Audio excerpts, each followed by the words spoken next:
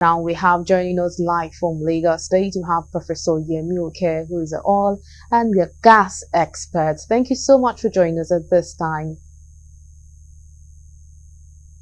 Good evening and thanks for having me. All right, good evening to you too. So let's go straight to the topic of discussion. How do you receive the news of Port Harcourt Refinery beginning operation after so many postponements? Well, it's long overdue, but for me, mixed feelings. Mixed feelings in the sense that we shouldn't ordinarily, as a country, be celebrating what had been in place for decades. Those are the kind of legacy projects that ought to have been sustainably managed by subsequent administrations. But then that wasn't the case. So we've had series of turnaround, turning out, and attempt to pull the Port Harcourt 1 and 2, Kaduna and Warri refineries back on full streams, but we couldn't achieve that.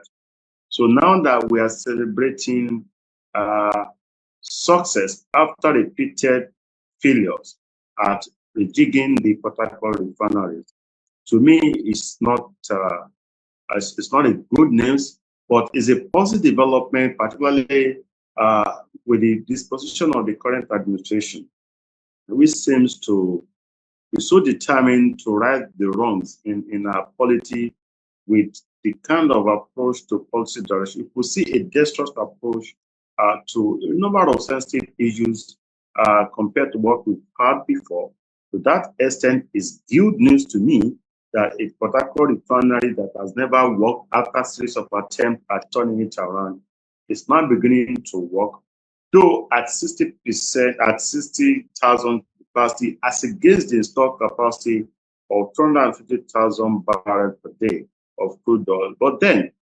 better late than never, and is a good start after decades of inactivity in the refinery. So to me, mixed. But I'm optimistic that it will only get better with the attempt of now, well, reported functioning of the Port Harcourt refineries and reported cases of private investors trying to come into our refineries, the existing Dangote. And what remains to be done for me is what I've advocated. I advocated that whatever it takes, we should get Port Harcourt refineries 1 and 2 to work at optimal level. So 60,000, we should keep scaling it up until it gets to its full capacity. 2, the Warri refinery should just be concessioned for 25 to 30 years. Why Kaduna refineries should be packaged and should be sold to northern interests.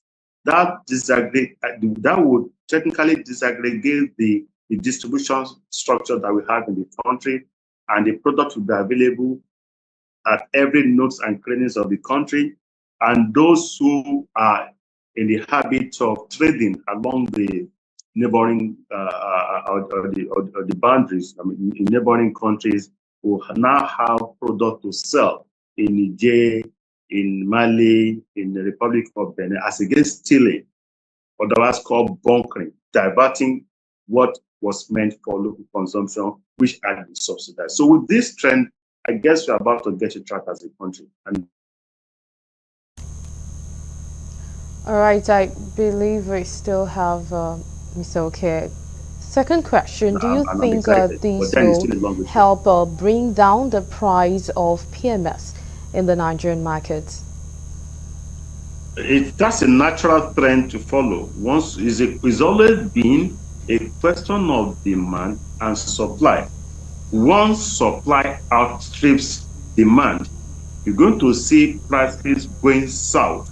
Once demand outstrips supply, prices will naturally go north. So now that we are scaling up production and refining capacities, you started seeing, however insignificant, prices of pump prices going south. And it will further go south as we have scale up capacities of Port Harcourt from 60,000, mega 60,000 to full capacity of 250 and enhanced capacity of about 300,000.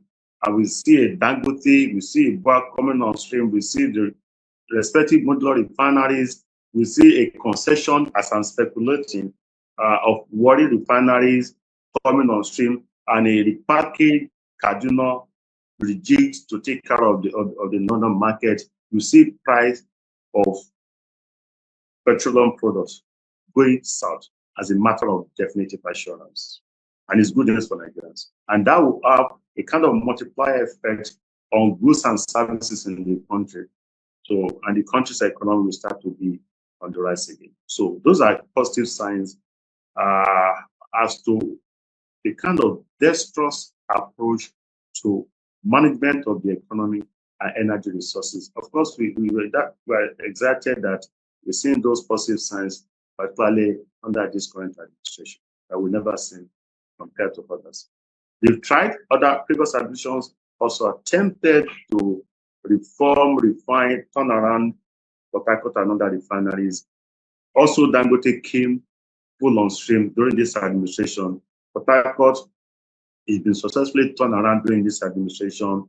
We've been able to deregulate, and we have the products under the current administration, and the subsidy has been removed. But so many positive things are happening, and with time, Nigeria will start to sing the Messiah song, Hallelujah. I'm optimistic. As an industry expert, I'm very optimistic to get it right.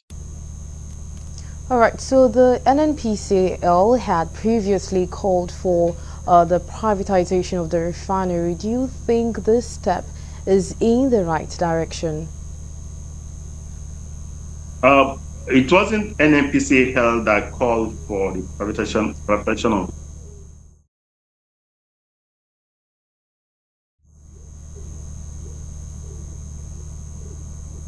the refineries. We stakeholders of felt NNPC, both NNPC, as a player in the sector and also a regulator was conflicted.